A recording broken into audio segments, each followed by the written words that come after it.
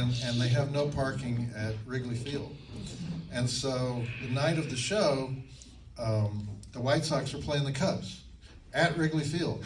You could not get within, and you could not get close to the theater.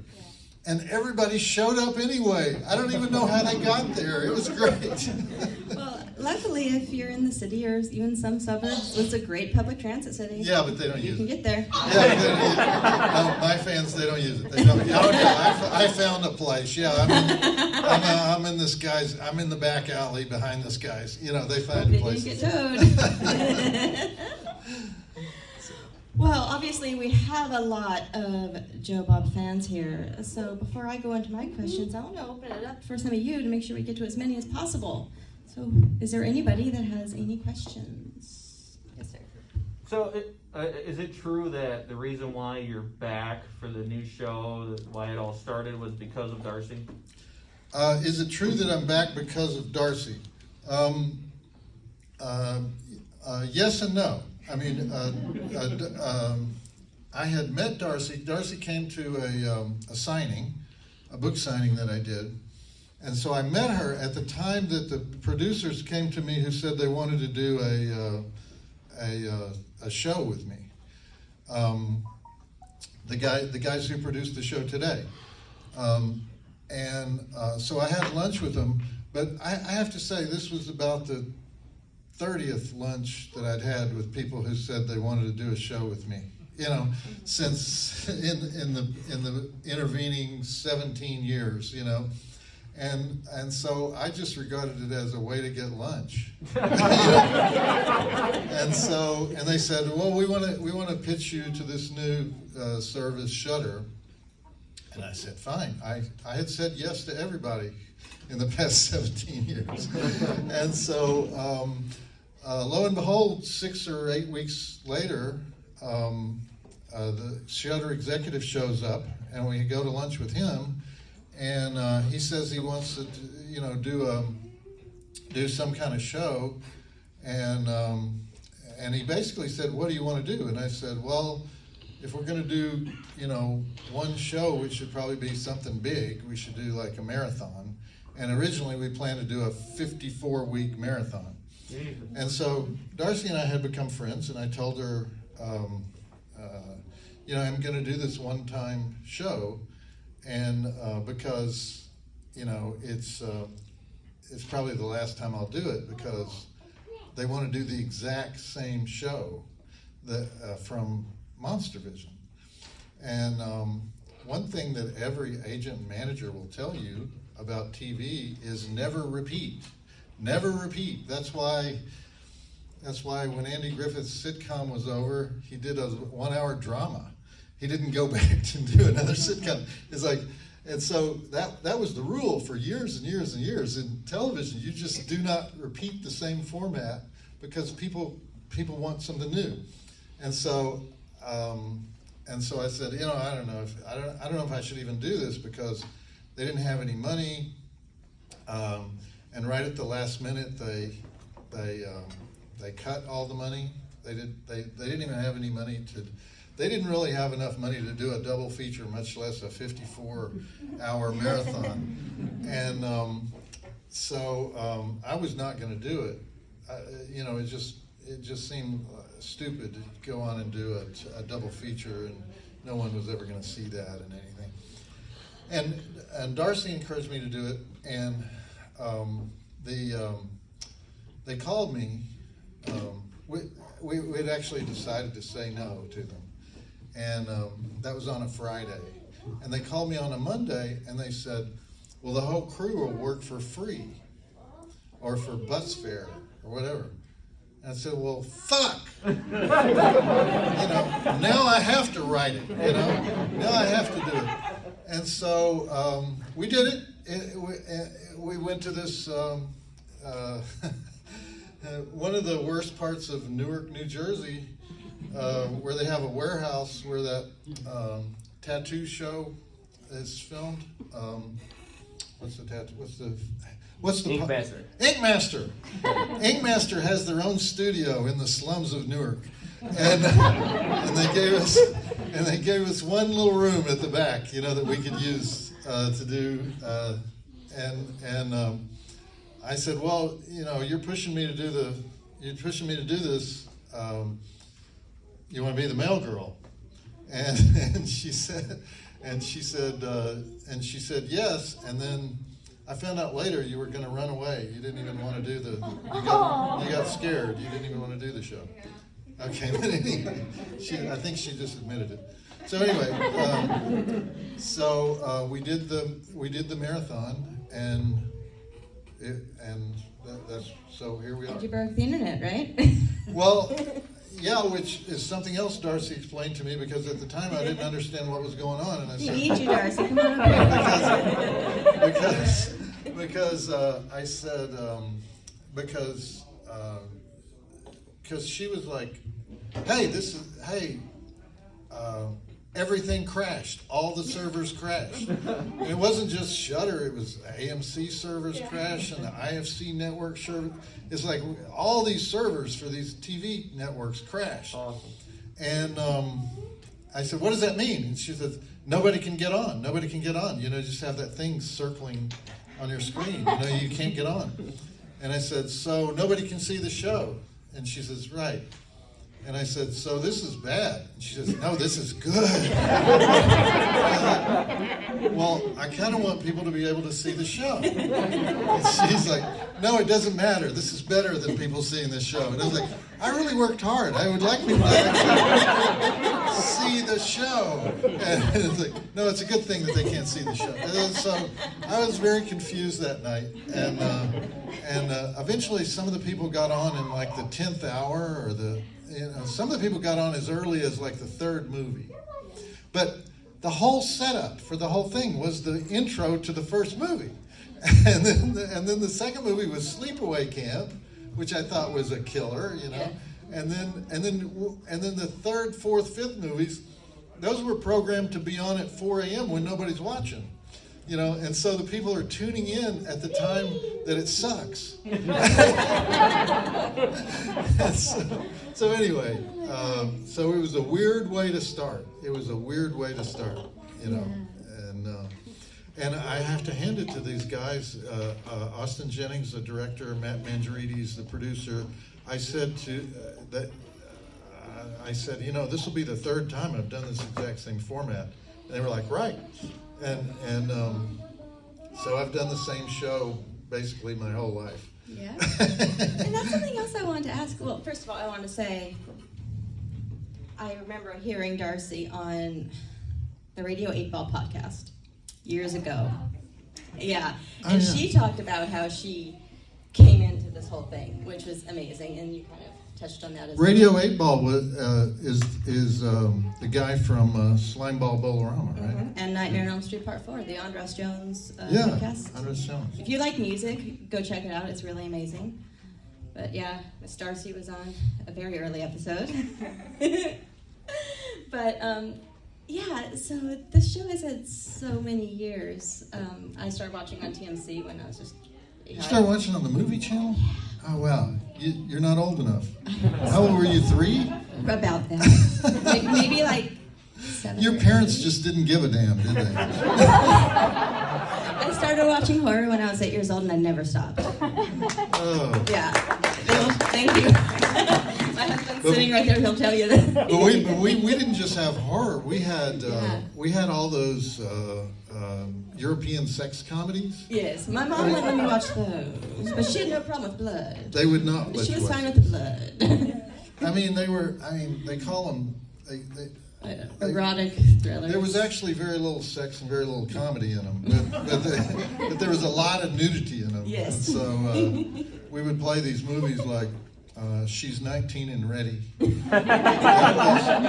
matter, it was horrible. It was just this horrible West German sex comedy back when Germany was 2 countries. It was this. They called it a West German sex comedy, and it was terrible.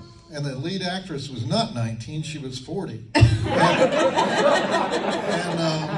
And no matter how many times we showed it, and everyone already knew how horrible it was, it would get this huge rating. And so they would put it back on the schedule. And I would say, I'm not hosting She's 19 and Ready again. And I would say, yes, you are. Here it is, October 19th. She's 19 and Ready. So we had all these films that like nobody else ever saw, except on that one show. Obviously, they had a love for those films and a fan base for those films. And I remember hearing you say once that the only sin a film can have is if it bores you. So obviously that did not bore people. They loved it. Right. Or they want to keep it going. Wild in Ibiza. That was another one. Yeah, so how did the evolution happen between the TNC and the TNT and then now the Shudder? Well, the movie channel, I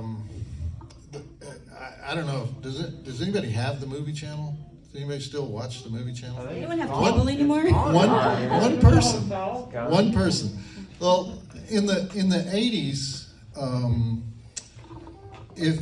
back when you had your basic cable and then you paid for premium channels, that's basically the two choices you had. Is you didn't have all these tiers and everything, and they were usually $10. In most cities, they were $10. So HBO was $10, and then if that wasn't enough movies for you, you get Showtime. It's $10, and then the third one was Cinemax. That was another $10.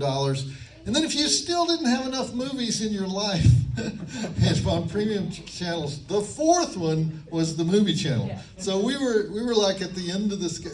If you were subscribing to the movie channel, you had already spent $40 on movies. So you were a true hardcore movie fan, which it kind of I didn't understand this because we had a lot of people in prisons who were watching, and I thought, how does the prison pay for?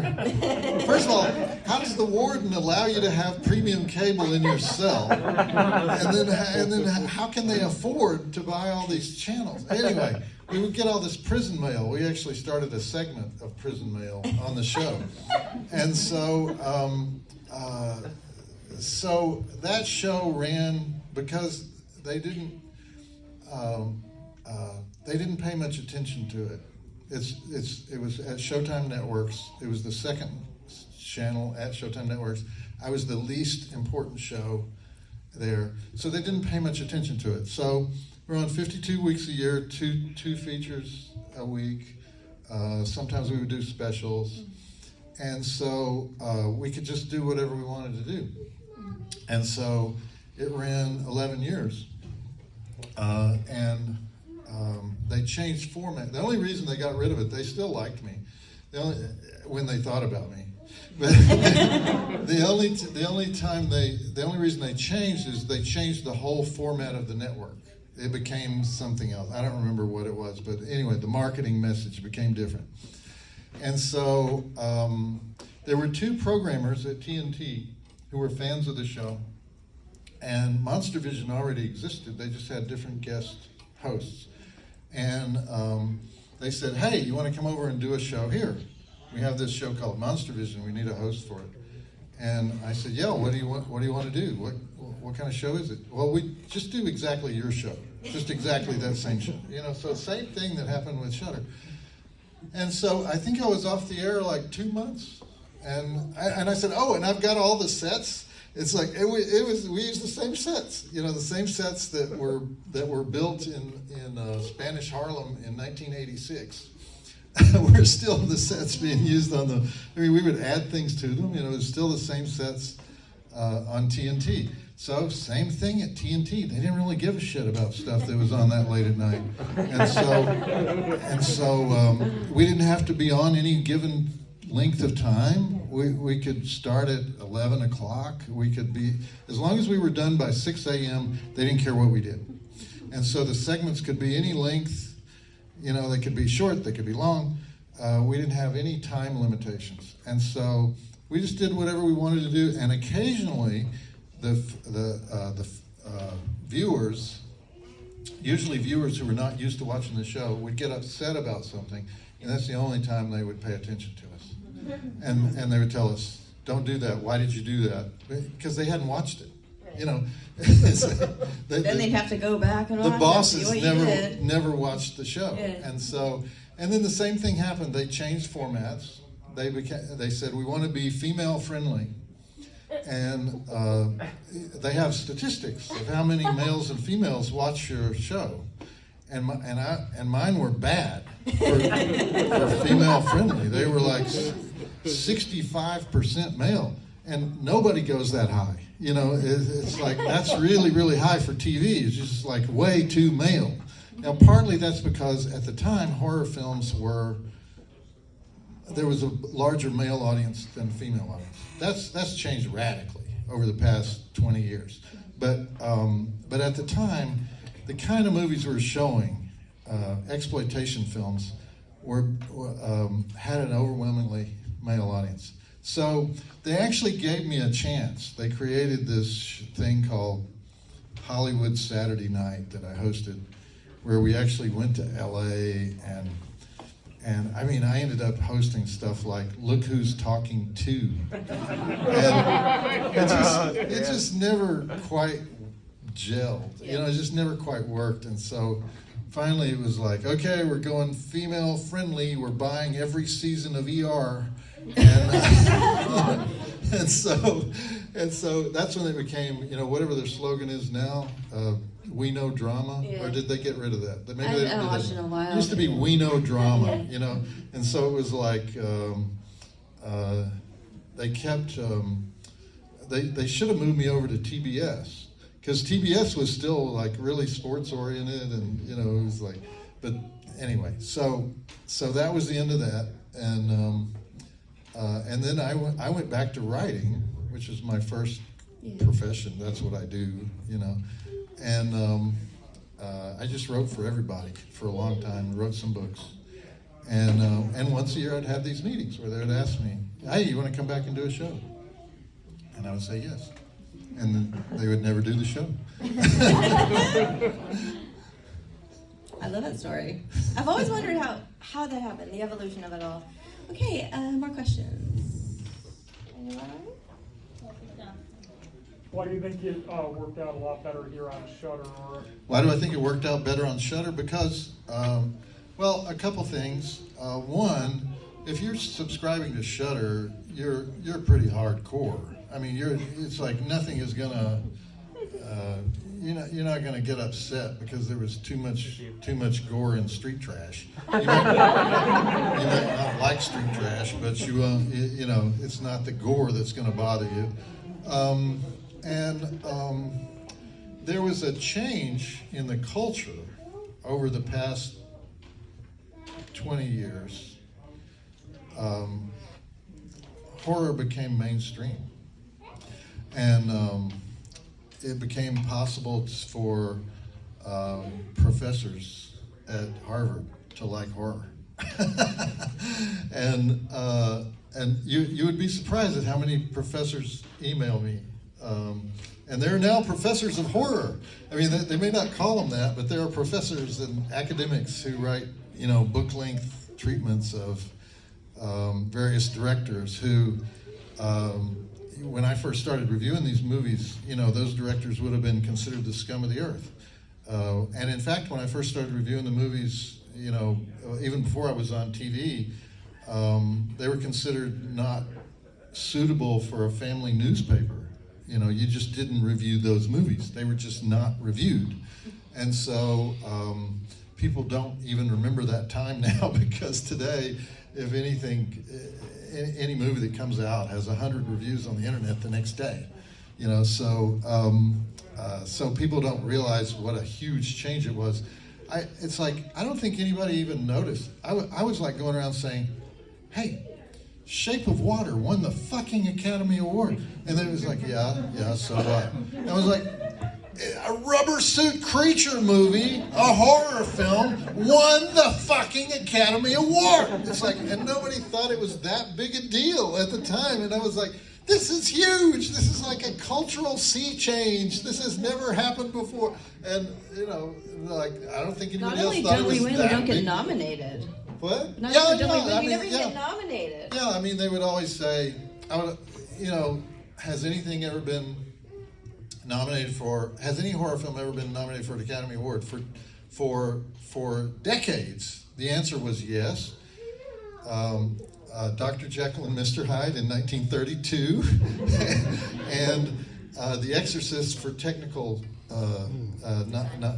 nominations. That was it.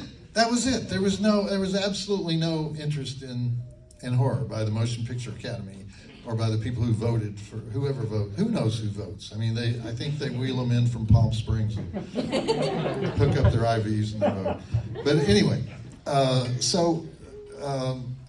that change, horror is a genre. It's no longer a subgenre or it became respectable.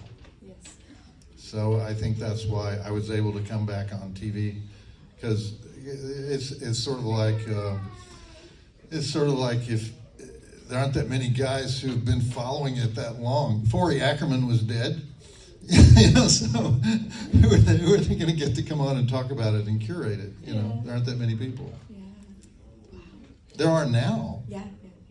I mean, anything I ever write about or talk about on TV, I have to be really, really, really, really, really careful because somebody is going to say that was not his fourth movie.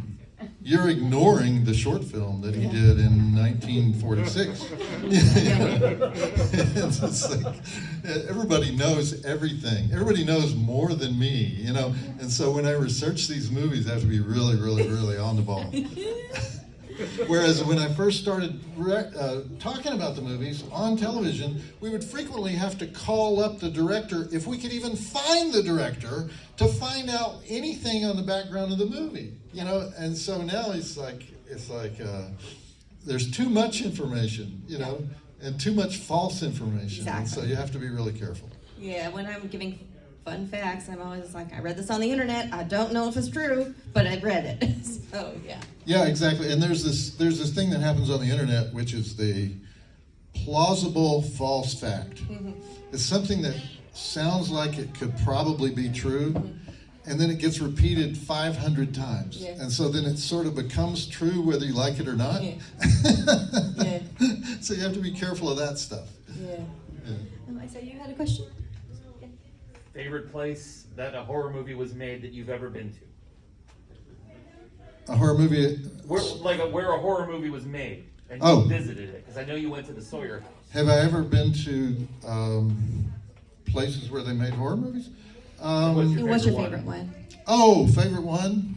Oh, well, that would have to be the, more than 20 years ago, I did an article on the Texas Chainsaw Massacre for Texas Monthly Magazine, and I interviewed every single person that worked on the movie, and I went to every single location. Probably the most amazing thing to me was they'd taken that house, which was on at the end of a dirt road in Round Rock, Texas, and they'd moved it to this little redneck tourist town on a lake about 100 miles to the west, and turned it into a restaurant. And at the time I wrote that article, the people at the restaurant didn't want anybody to know that it was the Texas Chainsaw Massacre house. Then they realized how lucrative it was to have a restaurant in the Texas Chainsaw Massacre house, and they started putting it on their website. Yes, this is the Texas Chainsaw Massacre. Yes, you can have dinner in the bone room. Yes, you can. But at the time I first visited there, they didn't want to see me. Boy, they didn't want to talk to me at all. Kingsland, Texas is where it is. Grand Central Cafe. The Grand Central Cafe. Is that the name of it now? That's what it is now. I don't think it was at the time, but it's right across from the old rail station in Kingsland, Texas, which no one's ever heard of, but it's one of those places where you rent a place on the lake. A friend of mine just went there and posted pictures on Instagram, and I said, I hate you right now. Like I want to go so badly, but I don't even know where it is. Well, we did a little thing. We were working in Austin, and we went there and took some pictures and some. I think I did a video or something, and then we went to the gas station in Bastrop. You can stay overnight there. They have cabins out back. gas station scene in the Texas Chainsaw, the cemetery that's at the beginning of Texas Chainsaw. There's a lot of places like that that are sort of revered by Texas Chainsaw fans. Yeah, exactly. You can go to the Evil Dead site in Michigan. Tennessee. Oh, Tennessee? They were shot in Tennessee, even though they were from Michigan. Okay. There's nothing there but a pile of bricks. Yeah. So, but people still go there, though. I would. I'm just saying, I'm weird like that. There's a lot of places in LA you can go. I mean, you can go to John Carpenter's shot half of his movies in various, South Pasadena, and I forget the little town that's like about 100 miles away.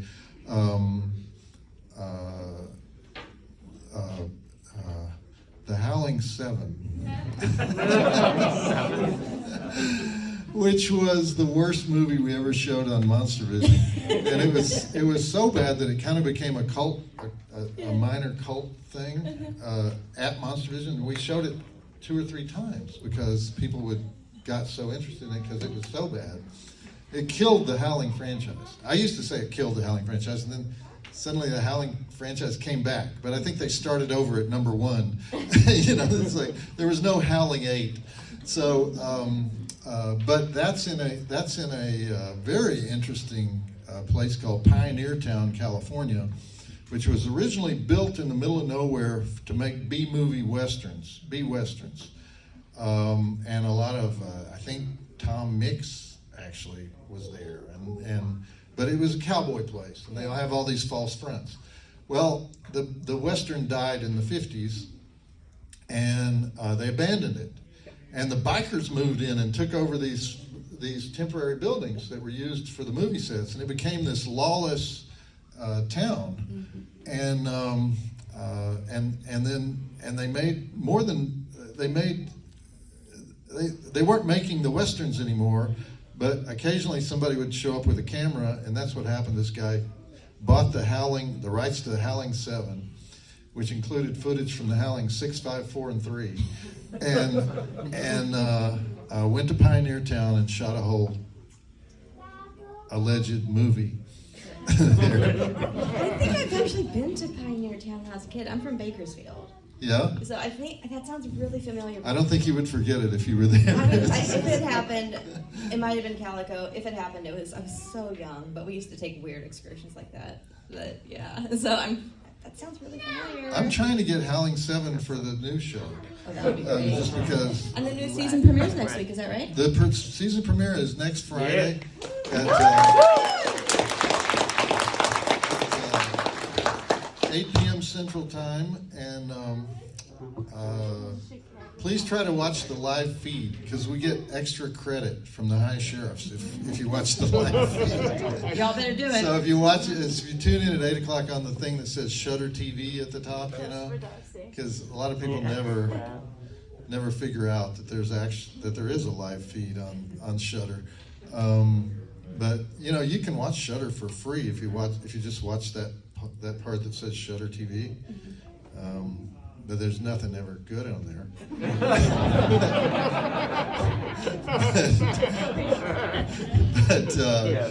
but fortunately we have that so we can do our premieres.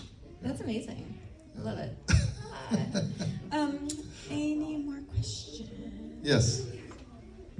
I was curious what your favorite of the Universal Monsters franchise. What's your favorite? Favorite of the Universal Monsters, the movie or monster? Monsters are and what film in the series? Probably either Bride of Frankenstein or Creature from the Black Lagoon. Does that count? Or Absolutely. or the Spanish version of Dracula. Have you ever watched that? Yes. The guy who was the Spanish guy who was using the set in the middle of the night, after they finished with it on the regular one, was doing a much better job. Are you more of a Hammer horror guy than the regular Universal? If I had to choose between Universal and Hammer, I guess my taste would go more towards Hammer. I always go towards the lower budget overachiever type movie, you know. So I mean, but it depends on what you mean by Hammer. Darcy just wrote a massive article on Hammer, a primer for Hammer in the latest Fangoria. Check that out. But there was a Awesome. as she pointed out in the article, there are several different periods of Hammer. It depends on what you mean by the Hammer films. I mean, in the 50s, it was one kind of Hammer film, and then in the early 60s, a different kind of Hammer film. In the early 70s, it was virtually all lesbian vampires. I mean, I don't know how many of those they made, a lot of them. You know, and so there were all these different periods. I had a panel a few years back at Monster Mania, if any of you have ever been there, where we had all the Hammer girls came back, and we had them all lined up on the stage. And who was the one who starred in The Curse of Frankenstein? Who was the woman in that? She worked for Roger Corman, and I'm blanking on her name right now. Anyway, we had these. She was the oldest of the Hammer girls because she was in the very first movie. And so one by one, I went down the line and said, "Well, you know, these Hammer guys were kind of famous for being, you know, a little bit misogynist. Did you ever have any casting couch stories or anything?" And everyone said, "I was treated like a queen. I was treated so well." And we went down the line, and oh no, they were wonderful. And we get to the last one, and I'm sorry that I can't remember her name right now. Hazel Court. Hazel Court. We get to Hazel Court, and they say, "Well, okay, so what about you, Hazel?" And she turns and looks at the other women and says, "What planet were you girls living on?" Thank you, Hazel.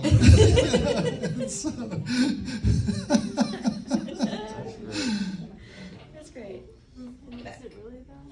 What are some contemporary horror movies that left an impression on you or impacted you in a big way? Any favorites? Any favorite directors recently? Well, the most recent one that had a big impact on me was Invisible Man. I thought that was just terrific the way he did that. And then when I read the story of how, you know, of all the franchise deals they were handing out, that was the one they didn't really care about. And so I think that's the secret to what he was able to do, is like, once again, he was the guy they weren't paying much attention to. And so he could sort of reshape the story the way he wanted to reshape it, and he wasn't going to get a lot of notes back. And so, because if you remember, they had this whole thing where, you know, they have the Marvel universe, we're going to do our universe. And the first couple of attempts at that were horrible, and it didn't work. And then when they're sort of giving up on it, they say, "And yeah, you do the Invisible Man." And even though the numbers sound big to us, I think it was a $60 million movie. It wasn't the budgets that those other movies had. And what he was able to do with it, I thought, was just brilliant. And, you know, reinterpreting it for 2020 or 2018 or whenever it came out. And so that one had a big impact. Anybody else? We have time for one or two more. In the back, orange shirt. Do you recall your first drive-in movie? My first drive-in movie would have been, I was in the back seat in my pajamas, and my parents drove the family to the drive-in. I mean, they tended to go to the big whatever the hot movie was of the day, and at the drive-in, you know, it was always a double feature, and so they would have the family movie would be at sundown, and then after the family movie they would have the adult movie, and so I would try to stay up for the adult. Now the adult movie would be like, I don't know, Wild Parties. you know, it wouldn't be very adult. It wouldn't be what we think of as adult. But anyway, I would try to stay up for it, and of course I would always fall asleep before I got to see the naughty comedy or whatever it was of the week. So I can't specifically remember the very first movie. It would have been some Hollywood blockbuster, I'm sure. All right. Anyone else? No? I have a question. Okay. Do you read horror? And if so, do you have a favorite author? Do I read horror? I don't have time to read horror now. I mostly read things that people highly recommend, like really, really, really recommend. And I try to read. I'm trying to produce films, and so I try to read all the horror anthologies that come out every year. And most of them are not film material, but I'm reading them in a certain weird way because I'm looking for film material. I'm looking for stuff that has 3 acts, no. So I don't have time. First of all, I'm trying to keep up with all these maniacs that are ready to jump on me because I got something wrong on the films, and it's like it seems like every time I get to a new film that I'm going to present on TV, there's more stuff about it. There's another book about it. There's another memoir about it. There's more stuff on the internet. There's new stuff all the time. It's like trying to keep up with Shakespeare scholarship or something. I can't keep up, and so increasingly the burden of trying to be up to date on all this stuff is hard. It's hard. Do you end up doing a lot of your own research for the movies that you're covering, or do you have help? Yeah, because I don't trust the internet, and Right. I research the movie extensively, just because that's what. But then, when I say that, 90% of the stuff that I find I don't use. I just use the stuff that's pertinent, that's really matters to the movie, or is extremely salacious. All right.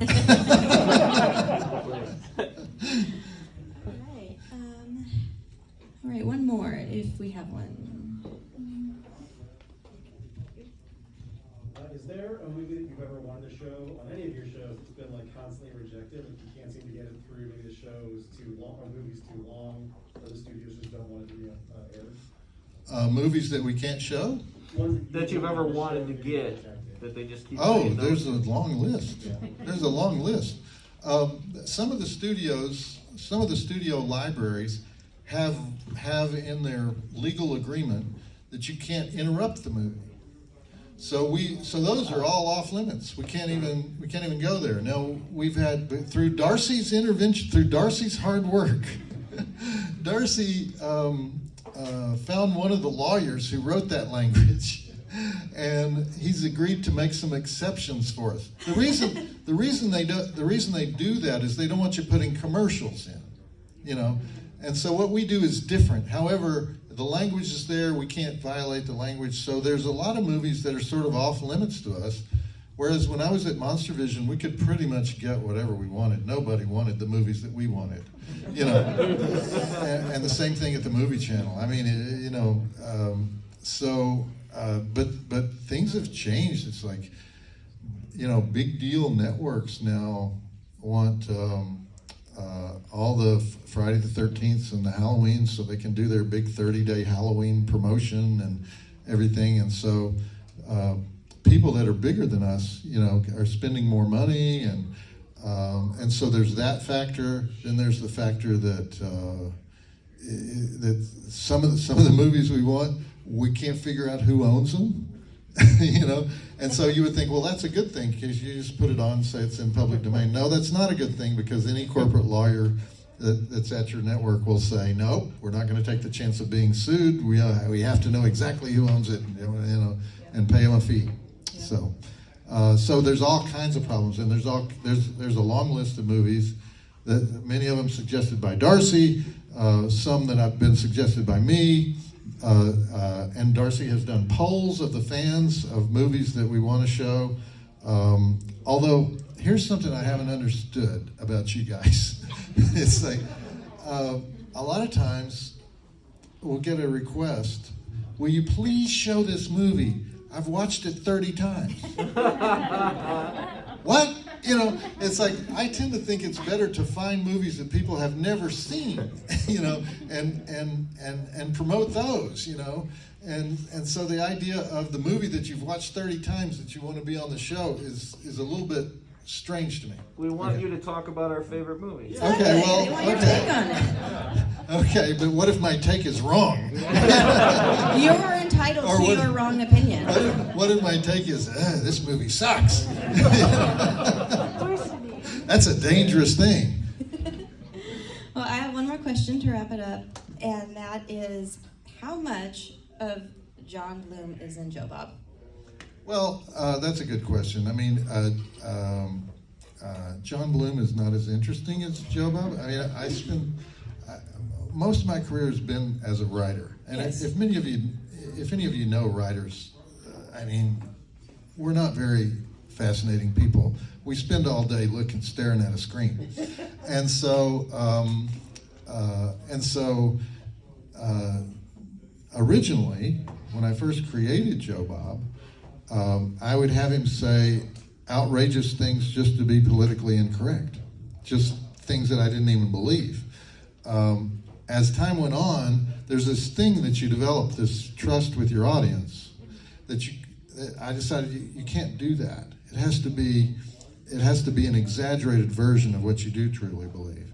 And so I stopped doing the intentionally outrageous, politically incorrect jokes, simply because it kind of breaks a connection with the audience. Even if you get a laugh, you know, it breaks the connection with the audience because of what we're doing. We're taking these movies that we love and we're talking about them in an earnest way. And so even though we can be funny about it, it has to be true. And so now I would say Joe Bob is an exaggerated version. Well, that's John not a Bloom. bad thing. Okay. Right? Well, thank you very much for coming out to Days of the Dead Chicago to come play with us. Thank you.